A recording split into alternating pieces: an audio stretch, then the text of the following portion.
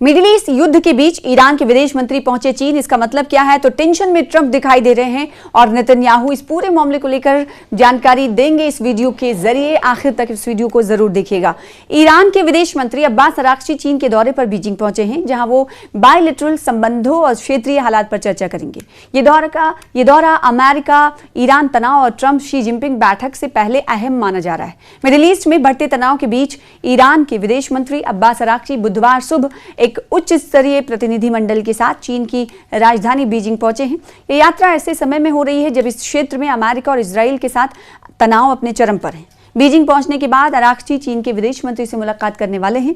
इस मुलाकात के दौरान दोनों देशों के बीच बायलैटरल रिश्तों को और मजबूत करने के साथ साथ इलाकाई और वैश्विक घटनाक्रम पर भी चर्चा होगी। ईरानी मीडिया के अनुसार इस यात्रा को रणनीतिक रूप से महत्वपूर्ण माना जा रहा है, क्योंकि ईरान मौजूदा भू राजनीतिक माहौल के बीच अपने प्रमुख सहयोगियों के साथ समन्वय बढ़ाना चाहता है। समाचार एजेंसी के मुताबिक अमेरिका और इजराइल के साथ युद्ध के बाद ईरानी उप विदेश मंत्री की चीन की ये पहली यात्रा है। ये साफ दर्शाता है कि ईरान संकट के इस दौर में चीन के साथ अपने संबंधों को और मजबूत करना चाहता है।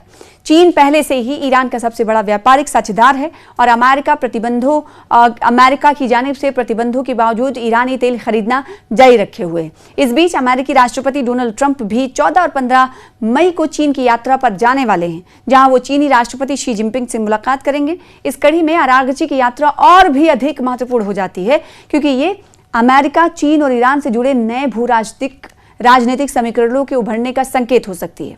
चीन से मदद मांगी गई है। क्या ये मानना जाए कि डोनाल्ड ट्रंप की तरफ से जो दौरा किया जाने वाला है चीन का, उस चीन से मदद मांगी जा रही है कि ईरान के खिलाफ हो चीन? क्योंकि पिछले दिनों की अगर बात करें, जब अमेरिका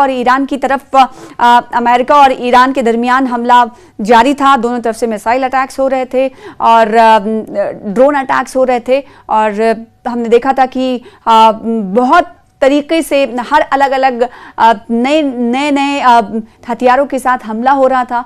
उस वक्त हमने देखा था कि बहरीन की तरफ से यूएन में एक प्रपोजल रखा गया था, एक अपील मानी जा सकती रखी गई थी, जिसे वीटो कर दिया गया था। और वो अपील इस को लेकर थी कि हॉर्मुज पर जो ईरान ने इस वक्त रोक लगा रखी है उसे खुलवाया जाए, यानी हॉर्मुज को खुलवाने को लेकर ये प्रस्ताव रखा गया था यूनाइटेड नेशन में। उस वक्त इन देशों से समर्थन मांगा था बहरीन ने, क्योंकि बहरीन और आसपास के खाड़ी देशों का ये मानना है कि इससे उनका नुकसान हो रहा है। लिहाजा उन्होंने यूएन का दरवाजा खटखटाया, और जब यूएन का दरवाजा खटखटाया तो उस वक्त हमने देखा था कि चीन ने इस प्रपोजल के हवाले से वीटो कर दिया था।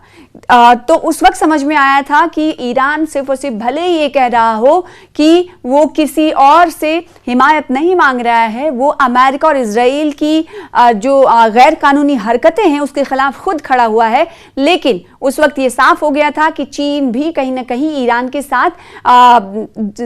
साथ दे रहा है, क्योंकि चीन ने वीटो कर दिया था। यानी चीन नहीं, उस वक्त इसके माने ये हुए कि चीन नहीं चाहता था कि स्टेट ऑफ हॉर्मुज पर जो ब्लॉकेड है ईरान की तरफ से, उसे खोला जाए, यानी उसमें हिमायत नहीं दिया।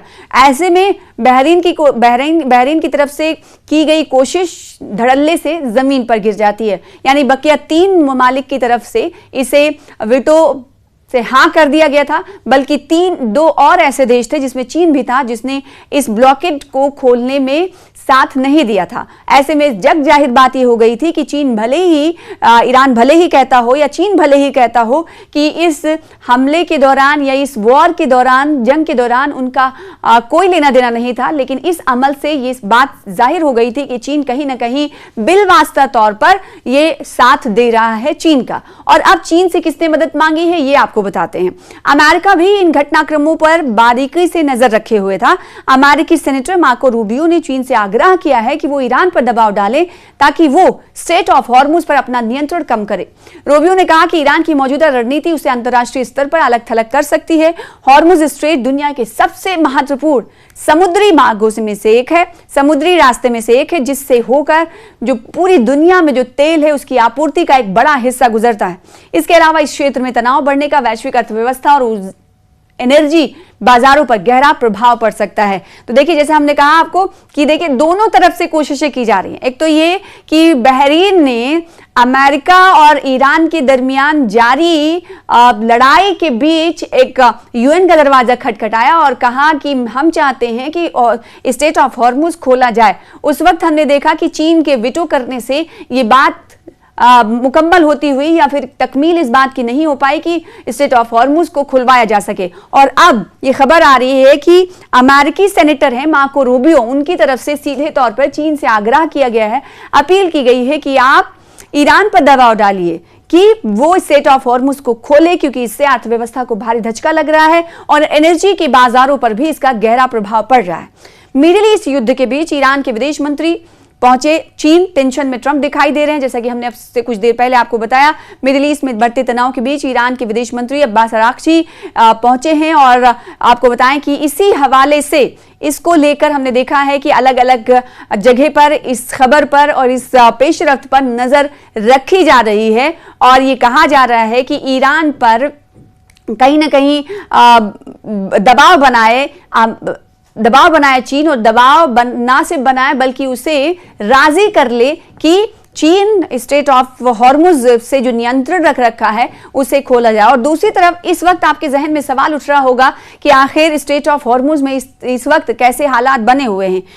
इस पर नजर डालें तो स्ट्रेट ऑफ हॉर्मुज पर अभी भी टकराव की स्थिति है और तनाव मजीद कशीदा होते हुए जा रहे हैं, क्योंकि जहां एक तरफ ईरान की तरफ से स्ट्रेट ऑफ हॉर्मुज पर नाकाबंदी की गई है, तो दूसरी तरफ आपको बताएं कि इस वक्त यूएस ने अपने नेवी का ब्लॉकेट भी जारी रखा है। तो भले ही स्ट्रेट ऑफ हॉर्मुज से जो जहाज है इक्का दुक्का, यहां पर यह भी जिक्र करना जरूरी है कि तमाम जहाज नहीं, क्योंकि उन्हें डर है कि कहीं उनके जहाज को निशाना ना बनाया जाए, इसलिए इक्का दुक्का जहाज ही गुजरते हैं जो कि टोल देकर गुजरते हैं। उन्हें यूएस नेवी आगे ब्लॉकेट जिनका जारी है वो रोक लेती है, फायरिंग के बाद उस जहाज को वापस लौटना पड़ता है। तो स्ट्रेट ऑफ हॉर्मुज पर इस वक्त के हालात के हवाले से हमने आपको जानकारी दी। और दूसरी तरफ अंतर्राष्ट्रीय स्तर पर अलग थलग कहीं ना कहीं अब ये सवाल उठ रहा है कि कहीं ईरान की तरफ से जो रद्द-ए-अमल का इजहार किया जा रहा है हॉर्मुज जलडमरू को लेकर, उससे क्या ईरान कहीं अलग थलग ना हो जाए, ये भी सवाल खड़ा हो रहा है। तो इस पर जानकारी मानते हैं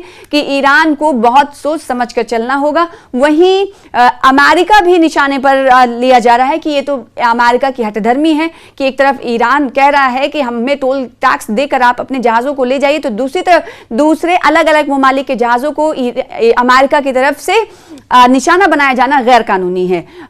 और इसके बाद अर्थव्यवस्था और ऊर्जा बाजारों पर इसका गहरा प्रभाव पड़ रहा है। और इजराइल की अगर बात कर लें, इस वक्त इजराइल में क्या कुछ हालात है, तो 28 फरवरी को इजराइल और अमेरिका ने मिलकर ईरान के कई शहरों पर बमबारी की थी, जिसके हवाले से पूरी दुनिया को इल्म है। इस बमबारी के दौरान ईरान के सर्वोच्च नेता आयतुल्लाह अली खामनेई शहीद हुए थे। उनकी शहादत के बाद ईरान ने इजराइल के साथ मध्य पूर्व में स्थित अमेरिकी सैन्य ठिकानों को भी निशाना बनाया। ईरान के इन हमलों में इजराइल और अमेरिका दोनों ही जगह पर भारी तबाही हुई। ईरान में अमवात की जो संख्या है वो बढ़ती हुई गई। हालांकि इजराइल में अगर जानहानि की बात करें तो जानहानि कम हुई, लेकिन अगर जब माली नुकसान की बात करें तो माली नुकसान तो हुआ, उसके साथ जानहानि कम हुई, लेकिन ईरान को बहुत बड़ा धचका लगा।